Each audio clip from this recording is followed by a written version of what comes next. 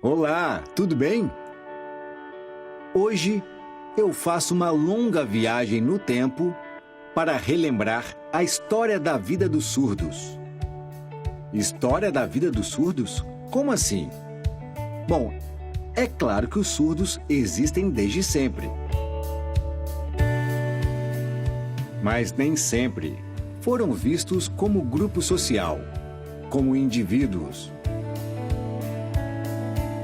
Foi um longo caminho até chegarmos à condição de hoje, com direitos assegurados e línguas de sinais reconhecidas. Por isso é importante conhecer esse passado.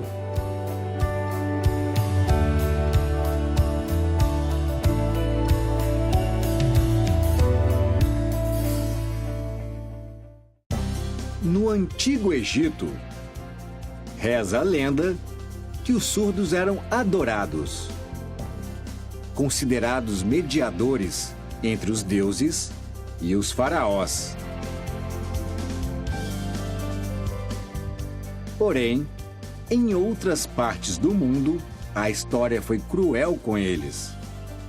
Por exemplo, na China, eram sacrificados. Na Grécia Antiga, por volta de 3.000 anos atrás, o tratamento também era duro. O filósofo Aristóteles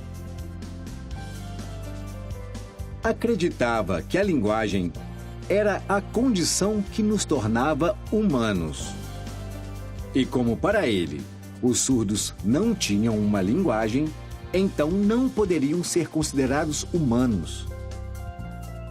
Por conta dessa ideia equivocada, é que surgiram expressões como surdo-mudo, que hoje é rechaçada pela comunidade surda.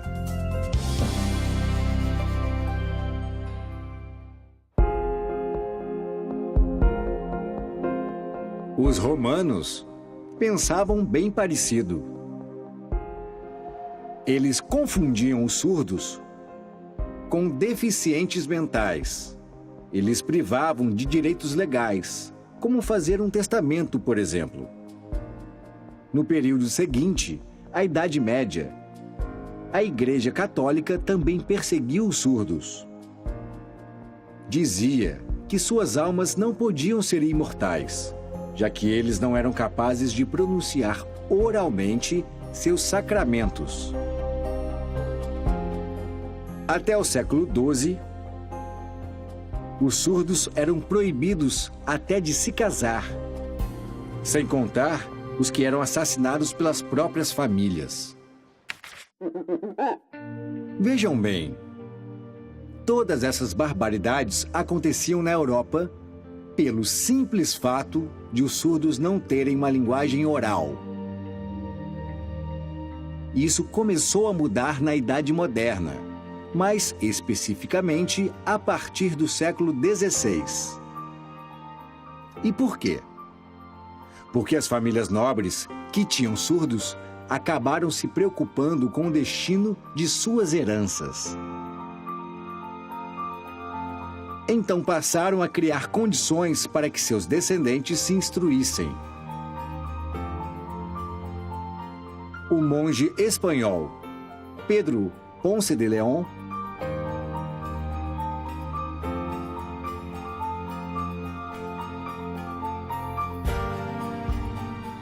Sinal Ponce de León é considerado o primeiro professor de surdos do mundo. Seu foco era na oralização. Sinal, oralização.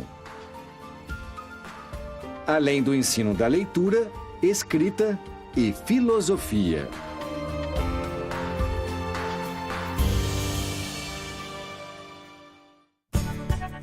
Outro expoente dessa época foi o padre espanhol Juan Pablo Bonet.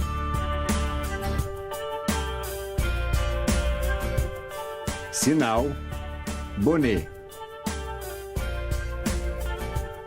que publicou o primeiro livro sobre educação de surdos, no ano 1620.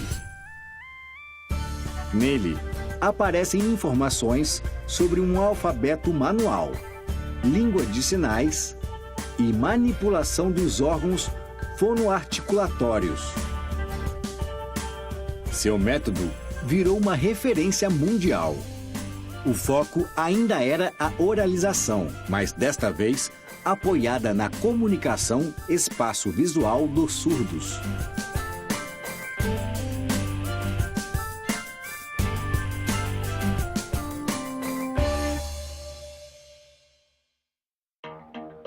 Mas foi apenas no século XVIII, com o trabalho do abade francês Charles Michel Delepé,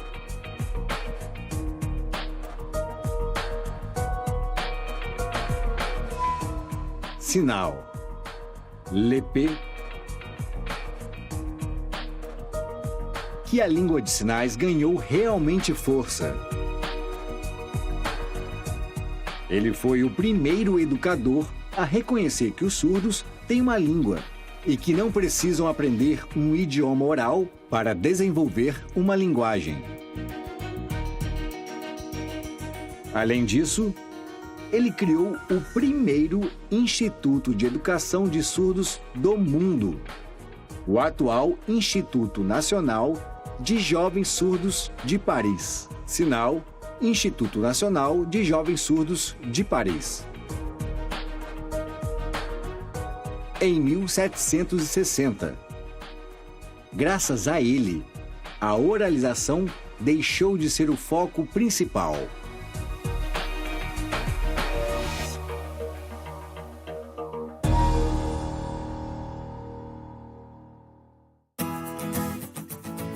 Outro importante marco foi a visita do americano Thomas Gallaudet. Sinal Thomas Gallaudet. Em 1816, ao Instituto de Paris. Ele fez um estágio por lá, onde conheceu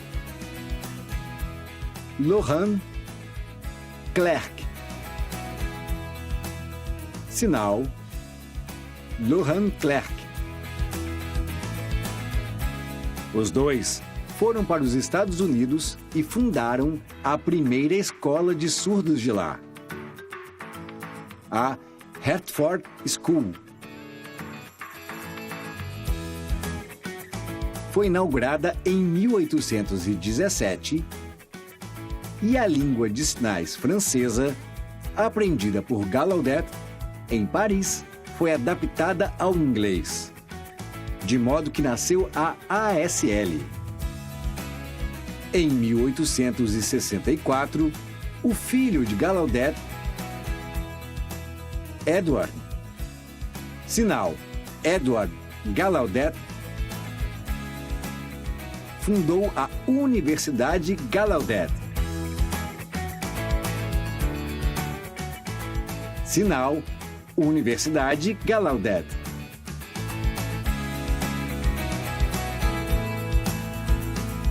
A primeira, cuja língua de instrução era uma língua de sinais.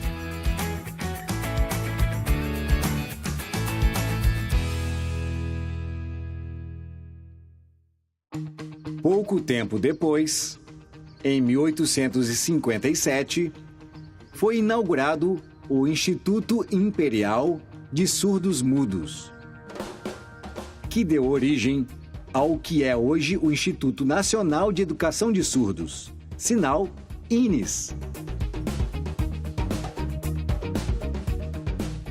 Foi fundado por Dom Pedro II, que tinha um neto surdo, e pelo padre surdo francês, Huet, sinal Huet. Era um internato que recebia surdos do Brasil inteiro. e teve forte influência da LSF, além dos sinais em uso no nosso país. O INES implementou também a formação de professores de surdos por aqui.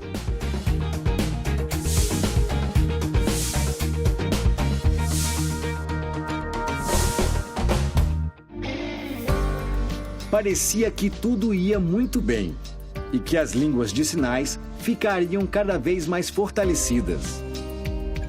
No entanto, em 1880, aconteceu um fato que veio mudar tudo. O famoso Congresso de Milão, que reuniu especialistas em educação de surdos de todo o mundo. Após o congresso, ficou definido que a oralização seria o único método de ensino aos surdos. Um total retrocesso.